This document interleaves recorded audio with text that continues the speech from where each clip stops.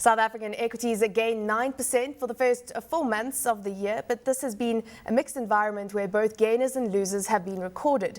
Tonight we'll be reviewing some of these, but first up, let's get some more insight into Morningstar and what it does. David, great to have you with us on the show. Of course, you've just moved to South Africa from Canada, so good to see that it's not always the other way around, where we have a lot of South Africans moving over to Canada. Great to have you with us. Morningstar, of course, is a global business, so take us through exactly what you do and what is the difference between what Morningstar does and what other research houses do? Yeah, well, thanks for having me. It's good to be here. Morningstar really, I think what distinguishes it largely is that, number one, it's independent.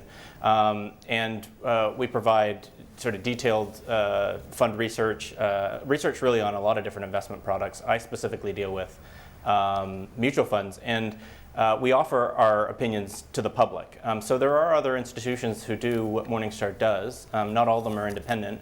And the ones that are largely institutional consulting firms that don't make their research public. They get paid by institutions, usually banks or insurance companies, to help them. But that information, their opinions, their thoughts, their ratings of funds and managers isn't made widely available like Morningstar does. Of course, you're now in South Africa, as I said. So what is the objective with the South African business? Yeah, I mean, it's really to help the average investor make better decisions, and whether that's helping the investors directly, helping IFAs, or helping the institutions that deal with IFAs. The end goal is to help the investor make better decisions. Let's get straight into Equibi, because this is a two-pronged approach that we have when it comes to how they rate analysts and how they rate funds. So just give us some insight into that, this approach that Morningstar has. Okay, I mean, in essence, Morningstar takes a process that multi-managers would use globally, that managers that look at the fund space, anybody that goes and analyzes an asset manager would utilize some of the tools that Morningstar has taken and has really institutionalized and made them web-based tools. And they've done that obviously from the US. That's part of the drive here. You know, we've got a fairly mature investment industry in South Africa, and that's part of what they're trying to do in South Africa at the moment.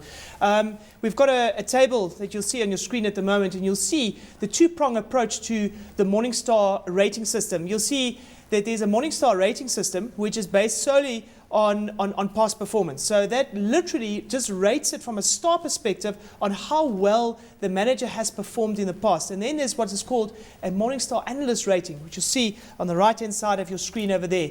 And the Morningstar analyst rating is where the analyst has actually gone and understood some of the basics that need to be in place in an asset management house. So let's have a look at some of these and just show you maybe how these potentially look. There you can see the star rating for Morningstar, and if you know what Morningstar looks like and you've seen some of the reports, you would have seen the star rating, and you'll see that a 5-star means that you're within the top 10% of the funds. And obviously if you're a 1-star rating, you're at the bottom 10%, and then anything in between.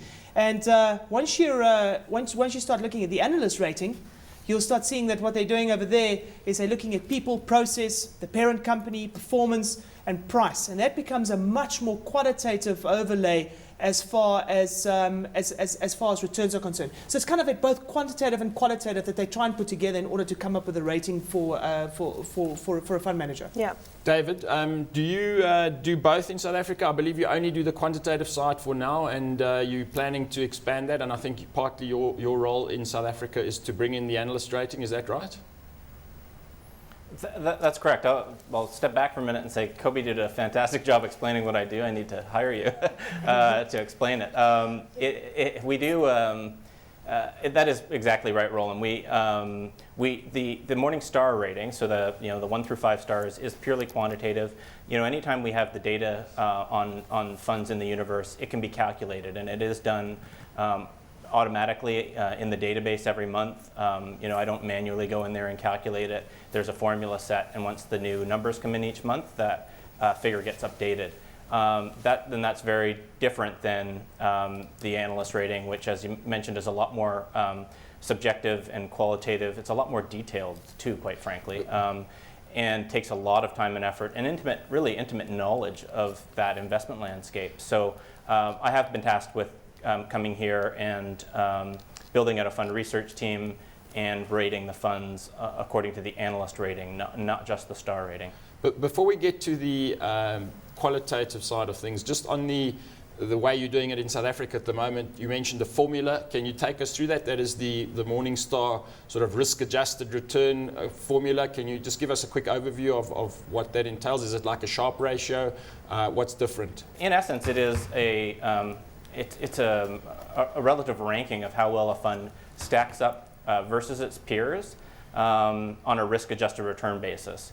So the way we like to think of it is as a report card on how well a fund has performed in the past, as opposed to the analyst rating, which is what we view as sort of an aptitude test. It's our forward-looking measure. But the star rating really looks at 3 different time periods. We look at a fund's 3-year return, its 5-year return, and its 10-year return.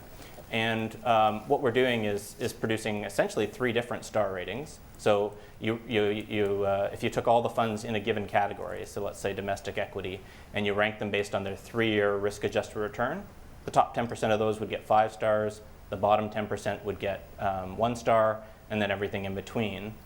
And then you do that over a 5 and 10-year period as well. And then we take a weighted average to come up with one single overall Morningstar rating.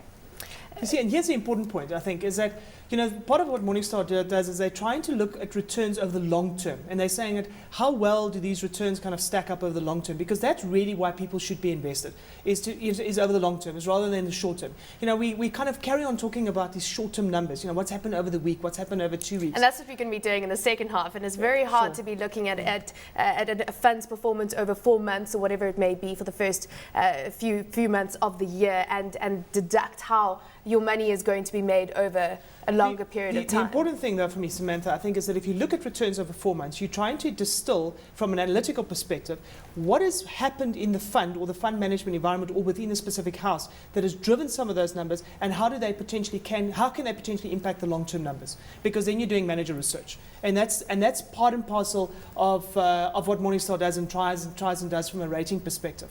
Roland, what are your views on this type of rating in terms of rating funds, firstly, before we get into the analyst rating? Do you think that this is the best way to go about it?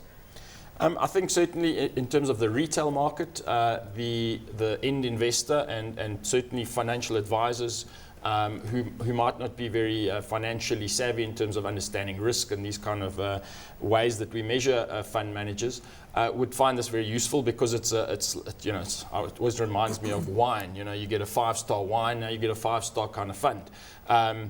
Unfortunately, you can't taste the fund, but the point is that you can't drink your wine whilst looking at how much money you've made as a result of investing in a top-rated fund. I do think it helps from a very quick and easy kind of simplistic filtering perspective to understand which funds have done well and which ones haven't. The next sort of level of sophistication, which I know Morningstar does a lot of work in, is more on the institutional side, where professional investors like fund of funds who are looking at manager returns and understanding skill would look at it on a much more multi-factor basis, rather than just saying we're looking at the risk-adjusted return. So there are much more sophisticated ways of doing this. But not aimed at the retail investor. Kobe, what are your views if you were a retail investor and you saw a fund that has a top rating there, 5-star fund? Are there any caveats to that? Would you say that they need to look and bring any other analysis into their decision whether to go with that fund or not? Well, it merely means that there's performance for the fund, and it means so on a weighted average basis over taking long-term numbers into consideration. But what one should be asking oneself is, how does philosophy and process have those unified in order to create the performance?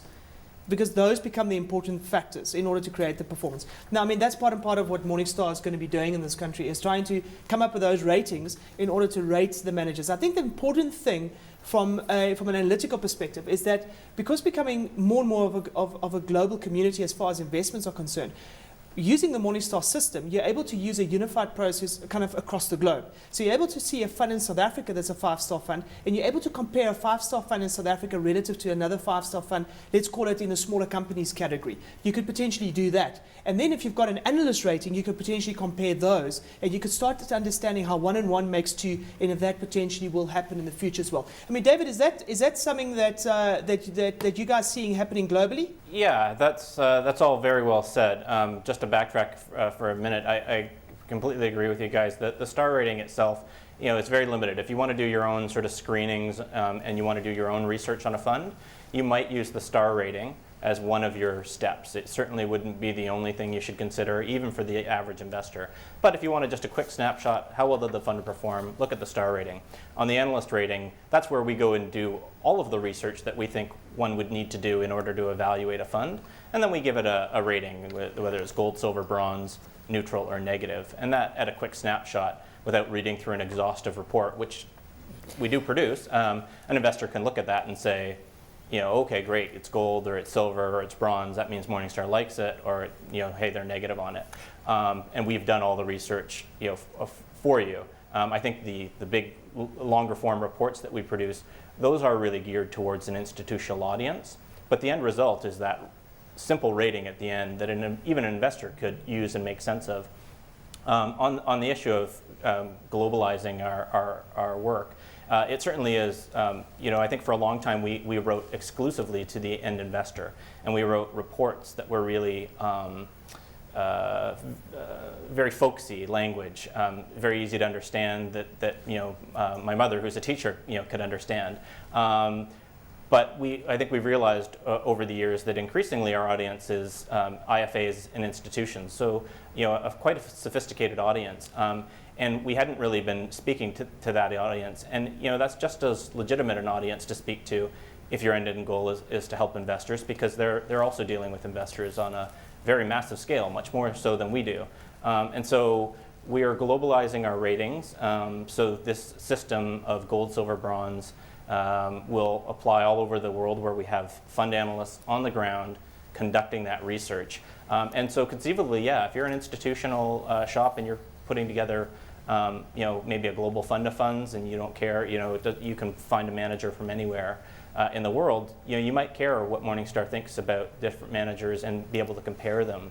And so having one rating system for all funds and managers in the world where we operate makes those comparisons possible.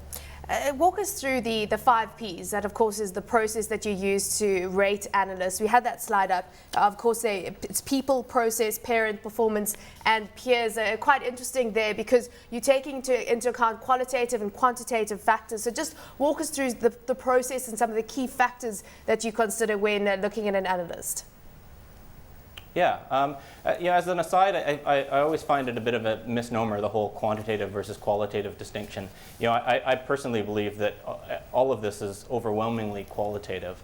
Even something like the star rating, which is a set formula, qualitative decisions were made in order to create that formula. And one could argue all sorts of pros and cons against the formula that we use, just like any quantitative measure. So I think inherently this business is qualitative.